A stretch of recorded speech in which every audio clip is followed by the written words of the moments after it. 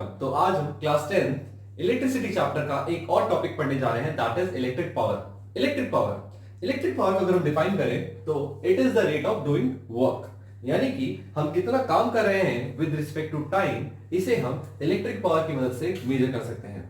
तो जैसे कि हमने यह डेफिनेशन पढ़ी, उस डेफिनेशन के बेसिस पे हमारे पास एक रिलेशन आता है, that is work done upon time. क्योंकि ये रेट है, रेट में तो विद रिस्पेक्ट टू टाइम ही मेजर करेंगे, तो हमारे पास एक रिलेशन आ गया P is equal to W upon T. अब इलेक्ट्रिक पावर को जिस यूनिट में हम मेजर करते हैं वो है वॉट। ठीक है, इसको अगर हम फर्दर बड़े यूनिट से मेजर करना चाहते हैं तो उसे हम किलो वॉट में मेजर करते हैं। इस बारे में हम आगे देखेंगे। अभी विद दिस रिलेशन हम पावर के कुछ और रिलेशन को भी डिराइव करेंगे और उस रिलेशन से हमें काफी हेल्प मिलती है हमारे न्यूमेरिकल्स में भी। तो यहाँ पे अगर हम बात करें, since we know that P is equal to W upon T होता है, अभी हमने देखा है। ठीक है, बट जो वर्क डन होता है हमारा, हमें पता है एक रिलेशन में पोटेंशियल के साथ पढ़ा था, that is equal to V equals to W upon Q। तो यहां से अगर मैं फर्दर W की वैल्यू निकालना चाहूं तो V Q हो जाएगा। इस वैल्यू को यहां पुट कर दो तो P equals to V Q upon T। तो एक रिलेशन तो ये भी आ गया। ओके, एक रिलेशन मेरे पास ये है, दूसरा रिलेशन ये आ गया।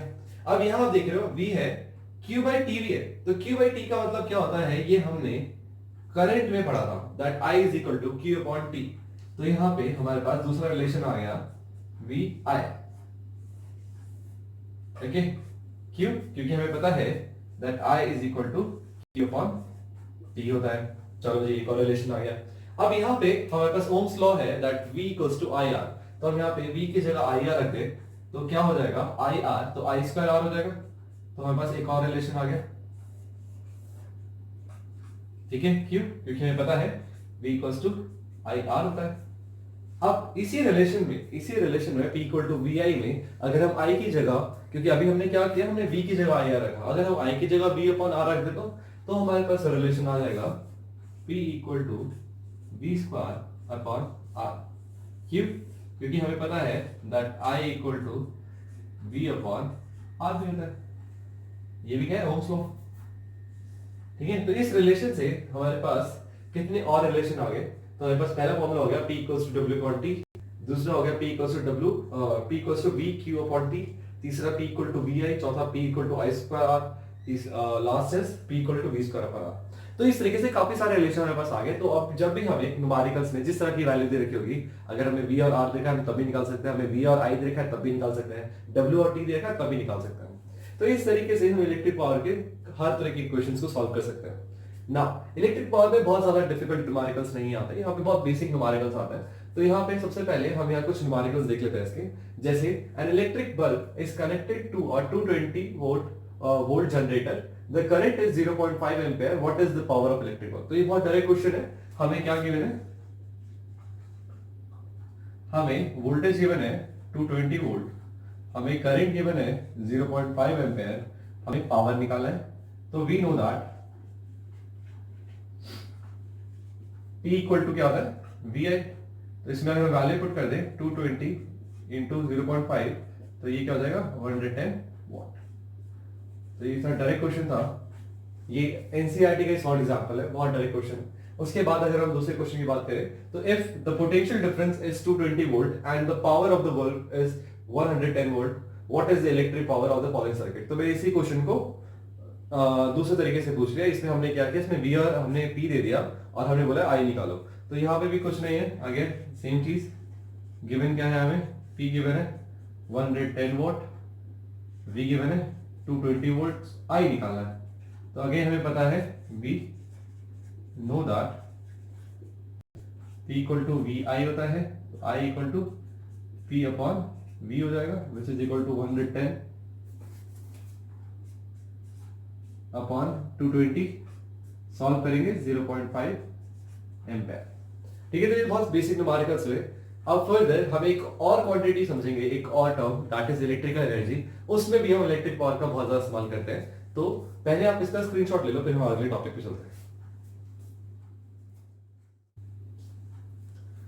ओके, तो अब हम इलेक्ट्रिकल एनर्जी डिस्कस करते हैं। तो इलेक्ट्रिकल एनर्जी को मैंने अपने फर्स्ट लेक्चर में डिफाइन किया था that it is the form of energy which is due to the flow of electrical charges, और वो इलेक्ट्रॉन्स होते हैं, या फिर आप ऐसे भी डिफाइन कर सकते हो that it is the form of energy resulting due to the flow of electrons. Okay, अब अगर यहां पे हम एक और डेफिनेशन देखें तो it is the ability of doing work, यानी कि इलेक्ट्रिकल एनर्जी और वर्क ये साथ साथ है, राइट? कैसे? अगर मेरे पास एनर्जी होगी तभी तो मैं वर्क करूंगा, या फिर अगर मैं वर्क कर रहा हूं तो उसके पास जरूर कुछ एनर्जी होगी। तो इसलिए यहां पे वैसे हमारे पास एक और रिलेशन आता है that E equals to P into T, यानी कि जो भी मैं रेट ऑफ डूइंग वर्क है, जितना भी मैं काम कर रहा हूं, जिस रेट से मैं काम कर रहा हूं, और वो काम मैं कितनी देर तक कर रहा हूं, वो काम मैं कितनी देर तक कर रहा हूं, मतलब उस रेट से मैं कितनी देर तक काम कर रहा हूं, उससे हम इलेक्ट्रिकल एनर्जी निकाल सकते हैं। अगर हम इसको फर्दर सॉल्व करने की कोशिश करें तो E इक्वल्स टू, हमें पता है W अपॉन T होता है, तो T से T कैंसिल हो जाएगा, तो हमें पास बचेगा E इक्वल टू W। तो हमें पता है वर्क की यूनिट क्या होती है, जूल। तो जैसे वर्क की यूनिट जूल होती है वैसे इलेक्ट्रिकल एनर्जी की यूनिट भी जूल होती है। अब लेकिन हमने घर में देखा है कि हमारे घर में जो बिल आता है, हम इस बारे में बात जरूर करेंगे कि हमारे घर में जो बिल आता है वो इसी एनर्जी कंजम्पशन की वजह से आता है कि आप कितनी एनर्जी कंज्यूम कर रहे हैं, ये एनर्जी। लेकिन यहाँ तो जूल्स में बात, बट घर में जो बिल आता है तो यूनिट्स में आता है। तो हम पहले देखेंगे कि इस यूनिट्स में और जूल्स में क्या रिलेशन होता है, हम उसको डिफाइन करेंगे और फिर उस पर कुछ क्वेश्चंस करेंगे। तो सबसे पहले हम डिफाइन करते हैं relationship between kilowatt hour and joules. अब यहाँ किलोवाट क्या है, यहाँ पे अभी हमने पीछे ही पढ़ा था कि पावर की यूनिट वॉट होती है, लेकिन जो घर में कंजम्पशन करते हैं वो हम सिर्फ ऐसे 100 वॉट 1000 वॉट इतना थोड़ी करते हैं। हम घर में कंजम्पशन बहुत ज्यादा करते हैं। घर में हमारे पास इतने सारे इक्विपमेंट्स होते हैं, एक टाइम पे चलते हैं, तो उनकी पावर रेटिंग सबकी आपने देखी होगी, किसी में 1000 होता है, किसी में 2000 वॉट्स होता है। तो इसमें क्या, इसको अगर आप 1 घंटा भी चलाते हो तो ये अपने आप 2000 3000 4000 10000 ऐसे चलाता है। तो जो बड़े टर्म्स होते हैं उसको हम फिर किलो में कन्वर्ट कर लेते हैं, यानी उसको 1000 से डिवाइड कर देते हैं, तो वो किलोवाट में आ जाता है। और यहाँ हमने पढ़ा कि एनर्जी क्या है, पावर इनटू टाइम। तो ये अगर किलोवाट में है और टाइम से मल्टीप्लाई कर रहे हैं, तो अगर हम यही बात है, हम लाइट को थोड़ी 1 सेकंड ऑन करके छोड़ देते हैं, फैन को 1 सेकंड ऑन करके नहीं। तो हम जब भी ऐसे टीवी देखते हैं तो हम कई घंटे तक देखते हैं, हम एसी चलाते हैं तो कई घंटे तक चलाते हैं, तो वो आवर्स में चलाते हैं। तो यहाँ पे आवर्स में मल्टीप्लाई करेंगे तो किलोवाट आवर एक यूनिट आ जाएगी। तो हम यहाँ पे एनर्जी की यूनिट किलोवाट और आर भी होती है, और एक एनर्जी की यूनिट जूल्स भी होती है। तो जूल्स और किलोवाट आर में क्या रिलेशन होता है हम वो समझेंगे। यहाँ जो किलोवाट आर है ये ही हमारी यूनिट होती है। तो हमारी जो 1 यूनिट होती है जो हमारे घर में आती है वो 1 किलोवाट आर के बराबर होती है। Okay, kilowatt hour. तो अगर हम क्या करें, किलो का मतलब क्या होता है, हम इसे 1000 से मल्टीप्लाई कर दें, यानी कि 1 इंटू 1000, और आवर्स, आवर्स में कितने सेकेंड्स होते हैं, दैट इज 3600। ओके, तो अगर हम इसे किलोवाट आवर में ऐसे कर दे तो वॉट को, अब हमारे पास बचा क्या, से वॉट बचा और आवर्स तो सेकंड्स में हो गया। तो यहां पे हमारे पास क्या बचा, that is equal to watt की जगह हम लिख सकते हैं जूल्स पर सेकंड, क्योंकि टाइम हमने सेकंड्स में कर दिया और यहाँ पे भी टाइम हमने सेकंड्स में कर दिया, सेकंड से सेकंड कट जाएगा, तो रिलेशन किस में आ जाएगा, जूल्स में। इसको हम फर्दर सॉल्व करेंगे तो ये हो जाएगा 360000, एक जीरो मिस कर दिया, 0। तो ये इतने जूल्स के बराबर होता है, या फिर हम इसको ऐसे भी कह सकते हैं 3.6 into 10 to the power 6 joules. तो 1 किलोवाट आवर में कितने जूल्स होता है, तो ये एक रिलेशन है 1 किलोवाट आवर का, और यही हमारी 1 यूनिट के बराबर होता है। ये हमारे 1 यूनिट के बराबर होता है। मतलब अगर मैं कहूं तो हम 1 यूनिट का मतलब है कि हम 1 घंटे में जब हम 1 किलोवाट पावर यूटिलाइज कर लेते हैं तो 1 यूनिट बनती है, या फिर 3.6 into 10 to the power 6 joules energy utilise कर लेते हैं तो हमारी 1 यूनिट बनती है। तो ये हमारा रिलेशन है किलोवाट आवर एंड जूल्स के बीच में। इस पे पहले बेसिक न्यूमेरिकल कर लेते हैं, फिर इसके बाद हम क्वेश्चंस ऐसे करेंगे जिसमें हम अपने घर का इलेक्ट्रिसिटी बिल खुद से निकाल सकते हैं। तो ना an electric motor takes 5 ampere from a 220 volt line. तो यहाँ पे हमें क्या दे रखा है, करंट दे रखा है 5 एम्पीयर, पोटेंशियल दे रखा है 220 volts. Okay, determine the power of the motor and the energy consumed in 2 hours. तो हमें पावर निकालनी है पहले, फिर हमें एनर्जी निकालनी है। तो पावर हमें पता है VI होती है, तो हम डायरेक्टली निकाल देंगे 220 into 5 which is equal to, देखिए अब हमारे पास बचा इलेक्ट्रिकल एनर्जी निकालना। तो इलेक्ट्रिकल एनर्जी का रिलेशन हमें पता है P इंटू टी होता है। हमें टाइम दे रखा है, कितना, 2 आवर्स। ओके, तो इस चीज को हम यहाँ पे यूज करेंगे E equal to again we know that E equals to P into T होता है, पावर अभी हमने निकाला, अगर हमें टाइम देखा है 2 तो ये हो जाएगा 2200 वॉट आवर। इसको अगर हम चाहें तो 2.2 किलोवाट आवर भी ले सकते हैं। तो इस तरीके से हमारे घर में अगर हम बोले कि अगर हम किसी एक इलेक्ट्रिक मोटर को जो कि 5 एम्पीयर सप्लाई से चलता है 2 घंटे के लिए चलाते हैं तो हम अपनी almost 2.2 kilowatt hour energy utilise करते हैं, या फिर 2.2 यूनिट्स यूटिलाइज कर लेते हैं। ओके, आप इसका स्क्रीनशॉट ले लो, फिर हम आगे डिस्कस करते हैं।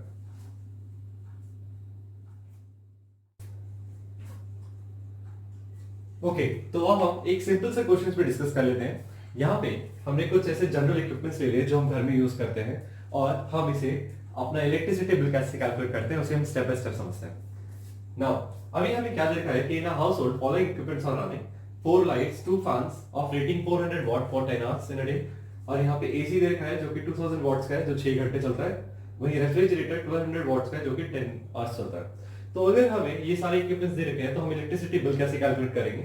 हमें पता है ये पावर है, ये टाइम है, और पावर इनटू टाइम से हम एनर्जी निकालते हैं, तो हम एक एक करके सबकी एनर्जी निकालेंगे कंज्यूम जो एक दिन में हो रही है। तो यहां से हम एक एक इक्विपमेंट लेके चलते हैं। तो सबसे पहले हमें क्या देगा, 4 लाइट्स 2 फैन दे रखा है, तो हम पहले लिखेंगे energy consume by 4 lights and 2 fans, ठीक है, पर डे। अभी निकाला है किसका, पर डे। तो पर डे निकालने के लिए हमारे पास पहले क्या रखा है, 4 और 2 है, यानी 6 टोटल है जो कि 400 वॉट के हैं। तो यहां से हमने टोटल पहले पावर निकाला, उसको हमने टाइम से मल्टीप्लाई कर दिया। क्यों? क्योंकि हमें पता है रिलेशन, यहां जो रिलेशन यूज कर रहे हैं वो कौन सा है, energy equal to P into T. Okay, तो यहां पे मैंने टाइम मुझे पता है 10 आवर्स है, तो यहां पे हमसे सॉल्व करें 6 4 24 24 into 10 that is equal to 24,000।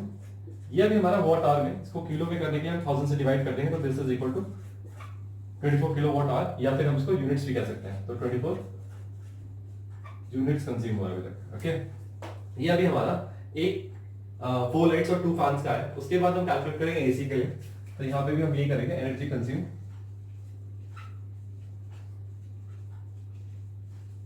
Bye AC again per day निकाला है, तो अगेन हमें रेटिंग दे रखी है 2000 वॉट, टाइम दे रखा है 10, तो सीधे मल्टीप्लाई करेंगे 20,000 वॉट हो जाएगा, और इसको 20 किलोवाट आवर या फिर 20 यूनिट्स भी कह सकते हैं। फिर सिमिलरली हमारे पास जो लास्ट इक्विपमेंट बचा है दैट इज रेफ्रिजरेटर, तो उसके लिए हम करेंगे एनर्जी कंज्यूम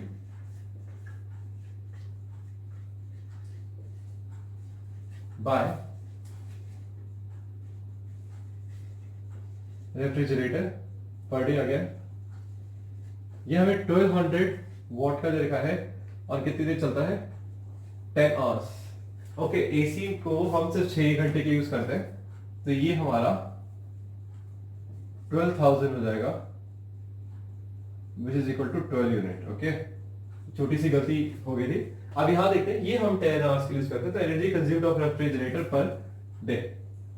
ओके, बट इस चीज पे थोड़ा ध्यान है प्लीज, कई बार जैसे मेरे से भी गलती हो गई थी, हम क्या पढ़ने में गलती कर देते हैं, तो हम क्वेश्चन को कई बार अच्छे से लिखे पढ़े और फिर उसको प्रॉपर्ली लिखे। यहाँ पे तो यहाँ पे क्या है, 1200 वॉट है जिसको हम 10 आवर्स के यूज करते हैं, तो this will be equal to 12,000 watt hour, और ये भी हम क्या लिख सकते हैं 12,000 किलो वॉट आवर में, और 12 यूनिट्स।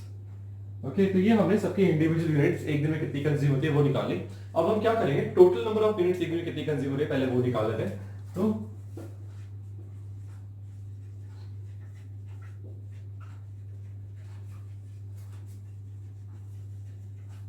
उसके लिए हम क्या करेंगे, इन सबको ऐड कर देंगे, मतलब 24 12 एंड 12, तो 24 plus 12 plus 12 is equal to 48 units. ये हमारा टोटल एनर्जी कंजम्पशन आ गया एक दिन का। फिर हमें निकालना है for the month of April, तो टोटल एनर्जी कंज्यूम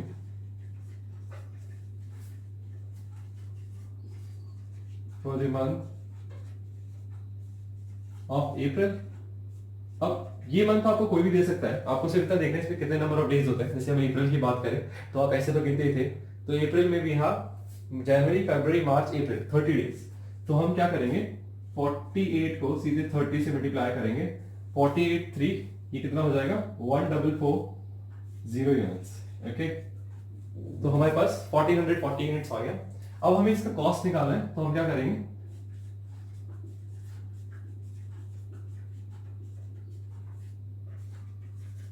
ठीक है। अब इलेक्ट्रिसिटी का कॉस्ट हमें पर यूनिट का देखा है और हमें टोटल नंबर यूनिट्स पता है, तो सीधे टोटल नंबर यूनिट्स को पर यूनिट कॉस्ट से मल्टीप्लाई करते हैं तो हमें टोटल बिल मिल जाएगा।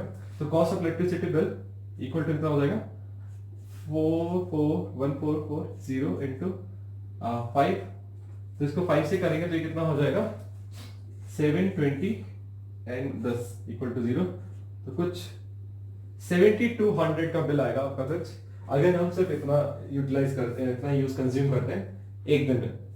तो आप ऐसे कुछ भी इक्विपमेंट्स डाल के आप अपने आप क्वेश्चंस रैंडम क्रिएट कर सकते हो और कुछ इस तरह के क्वेश्चंस आप सॉल्व कर सकते हो। ओके, तो आज के बस इतना ही। Thank you so much.